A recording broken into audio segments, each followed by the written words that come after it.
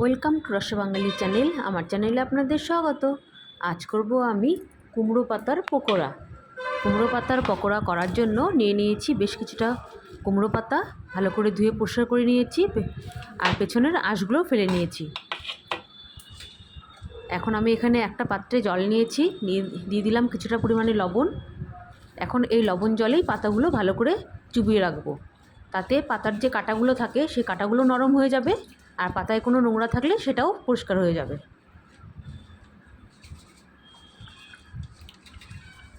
সমস্ত পাতাগুলো আমি লবণ জলে ভিজিয়ে রেখে দিচ্ছি।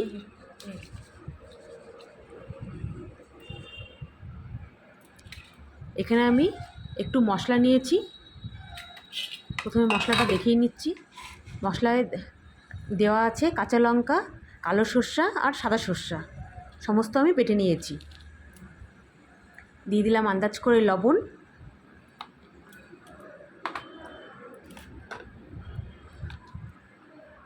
আর দিয়ে দিচ্ছি হলুদ। এখন খুব ভালো করে মিশিয়ে নিব।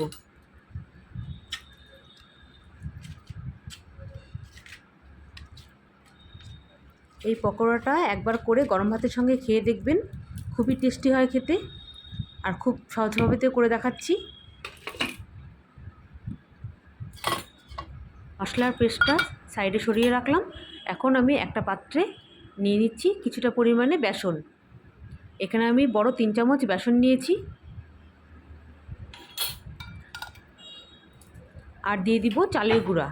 আমি এখানে বেশ একটু বড় দানার চালের গুঁড়োটা ব্যবহার করেছি। এটা আমাদের হাতে বানানো চালের গুঁড়া ছিল, কিন্তু চালের গুঁড়োটা শুকনা।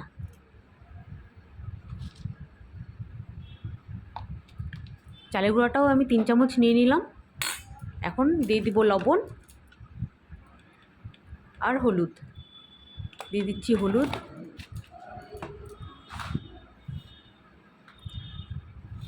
আর দিয়ে দিব লবণ।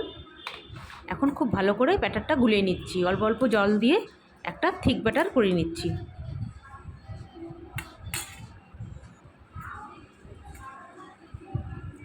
খুব বেশি জল দিয়ে কিন্তু পাতলা করা যাবে না, তাহলে খেতে ভালো লাগবে না, পকোড়াটা খুব তাড়াতাড়ি নরম হয়ে যাবে। এটা একটা থিক ব্যাটার করতে হবে।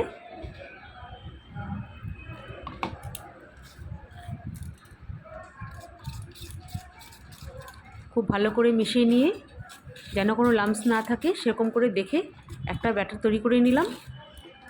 এখন আমি বাকি প্রসেসটা করে দেখাচ্ছি। এখানে কড়াইয়ে তেল বসিয়ে দিয়েছি, তেলটা গরম হচ্ছে। এখানে আমি যে মশলা ব্যাটারটা নিয়েছিলাম, ব্যাটারটার মধ্যে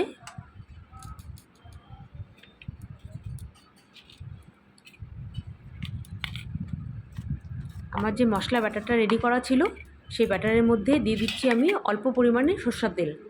1 চামচ হবে, 1 চামচ পরিমাণে সরষের তেল দিয়ে ভালো করে মিশিয়ে নিচ্ছি। মেশানো হয়ে গেছে।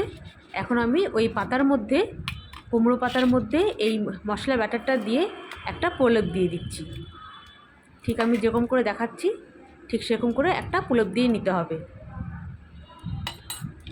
পুরো পাতাটার মধ্যে যেন হয় সেভাবে হাত দিয়ে একটু ডলে দিয়ে একটু মেখে নিচ্ছি। খুব ভালো করে সম্পূর্ণ পাতাতে দেওয়া হয়ে গেছে ব্যাটারটা। এখন আমি ঠিক এরকম করে ভাঁজ করে নিব।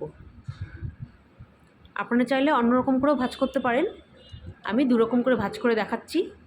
একটা আমি এরকম করে নিলাম, আর অন্যটা আমি আবার আরেক রকম করে দেখাচ্ছি। এখন এটা আমি সেই ব্যাটারের মধ্যে চুবিয়ে নিয়ে তেলে ছেড়ে দিব। তেলটা গরম হয়ে গেছে,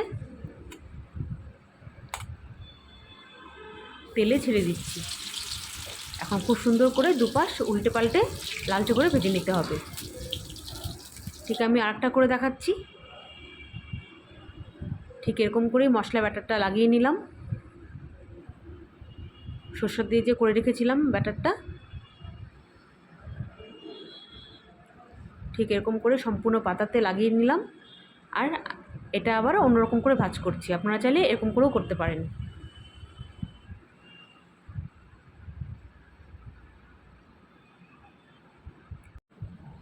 এটাও আমি বেসনের ব্যাটারে কোট করে নিয়ে আমি তেলে ছেড়ে দিচ্ছি।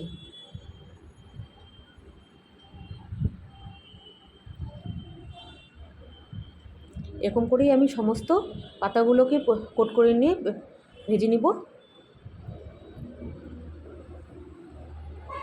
আমার একটা তো হয়ে গেছে, তুলে নিচ্ছি। এটা হয়ে গেছে, তুলে নিচ্ছি। এটা এখন উল্টো পাল্টে খুব সুন্দর করে লালচে করে ভেজে নিব। আর সমস্ত পাতাগুলোই আমি এরকম করেই ভেজে নিচ্ছি।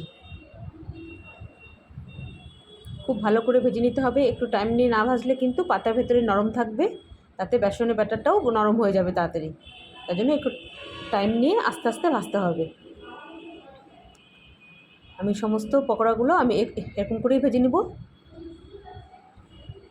কুমড়ো পাতার এরকম একটা রেসিপি করলে গরম ভাতের সঙ্গে খেতে কিন্তু খুবই ভালো লাগে। বাড়িতে একবার হলেও এরকম করে করে খেয়ে দেখবেন, খেতে খুবই ভালো হয়। আর রেসিপিটা যদি ভালো লাগে তাহলে লাইক শেয়ার অ্যান্ড কমেন্ট করবেন, আর অবশ্যই সাবস্ক্রাইব করবেন। প্লিজ আপনাদের কাছে অনুরোধ রইল, ফেসবুকে দেখে থাকলে ফলো করবেন, ইউটিউবে দেখে থাকলে সাবস্ক্রাইব করবেন।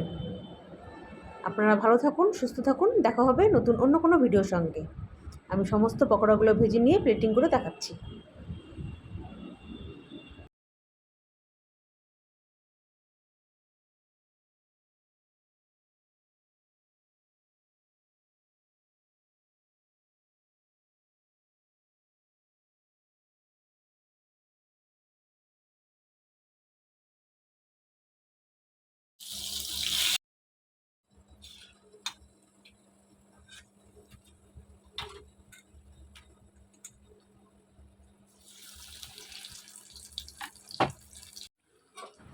আমি এই পকোড়ার সঙ্গে কয়েকটা দেশি যে কাঁচা লঙ্কা হয়, যেটা ঝাল আমরা তরকারিতে খাই, সেই লঙ্কা দিয়েও কিন্তু কয়েকটা পকোড়া করে নিলাম।